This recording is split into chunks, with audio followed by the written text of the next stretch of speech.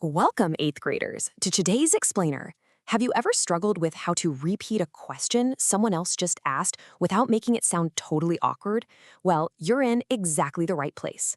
Today, we're taking what looks like a complicated grammar lesson and transforming it into a super easy step-by-step protocol for mastering reported questions.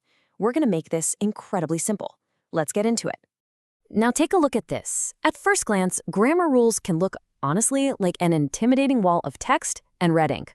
But hey, don't let it overwhelm you. We're going to decode these rules together and uncover what's basically a secret cheat code for perfect English. Here's our lesson map for the day. We've broken the protocol down into 5 really simple steps. First up, direct versus reported questions. Second, the big word order shift. Third are keepers. Fourth are deleters. And finally, step 5, perfecting the punctuation. All right, step 1, direct versus reported questions. Let's see exactly what happens when you need to tell someone about a question that a third person asked. Check out the contrast here. On the left, we have a direct, spoken quote, "What does my name mean?" And on the right, the reported result. He asks what his name means. Basically, we're taking a live inquiry and packaging it up into a really smooth statement. So, rule number 1. Every single reported question kicks off with a reporting verb, and we've got 2 excellent tools for this, ask or want to know. So right out of the gate, your sentence is going to start with something like, he asks or Tina wants to know. Easy enough, right? Moving on to step 2, the big word order shift. Now this is the biggest structural change, but I promise, once you see the pattern, it's an absolute breeze. You just have to flip the word order. In a direct question, the structure goes your WH question word, then your verb, then your subject. But to report it, you change that order, so the subject literally jumps right in front of the verb. When we report a direct WH question like that, the verb changes to what we call statement form. It's no longer structured like a direct question because the verb safely and predictably follows the subject. It's just a regular statement now.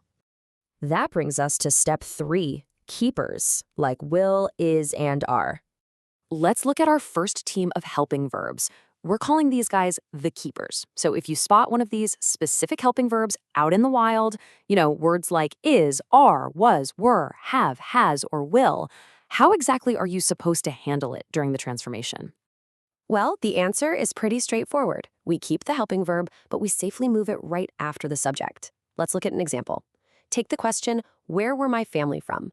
This transforms into, he asks where his family were from. Notice how the word were didn't disappear, it just smoothly relocated. And this exact same kind of leapfrog happens with the word will. When will you have time becomes when she will have time. The helping verb simply hops right over the subject to sit nicely next to the pronoun. It's like a little grammatical game of checkers. Okay, step 4, deleters. Specifically, do, does, and did. Now we are facing the trickiest part of the entire protocol. What if the helping verb is do, does, or did? Well, these 3 specific words totally break the rules of the keepers, and they demand an entirely different approach. You can't just move them around, you have to deal with them permanently. Kind of like a scientific process, dealing with deleters means following 3 strict actions. Step 1, identify that the word is do, does, or did. Step 2, delete it entirely from the sentence. Just get rid of it. And step 3, because you deleted it, you must now alter the main verb to carry the tense. Let's break down exactly how deleting that helping verb forces the main verb to change. If the word was do, you simply delete it. Done. If the word was does, you delete it and then add an S to your main verb. But if the word was did, you delete it and you must change the main verb to the past tense. Let's see how this actually works in a real sentence. Take the original question. When did people start using family names? Because of our deleter rule, did vanishes completely, and our main verb start instantly transforms into the past tense, started. The result? Tina wants to know when people started using family names. See? An absolutely perfect transformation. And finally, step 5, perfecting the punctuation. Okay, you've done all the heavy lifting, now we just need a final polish to stick the landing. We've got an ultimate checklist to make sure your sentence is absolutely perfect. Make sure your verb changed to statement form. Double-check your word order, question word plus subject plus main verb. And lastly, look closely at your punctuation. This is crucial. Say goodbye to the question mark and hello to the full stop. Remember, because your sentence is now in statement form, you're reporting on what someone else said, it always ends with a period. Literally never a question mark. And just like that, great job, 8th graders. You have successfully used the transformation protocol to master these rules. What looked like a totally confusing wall of text is now just a set of easy, repeatable steps for perfect grammar.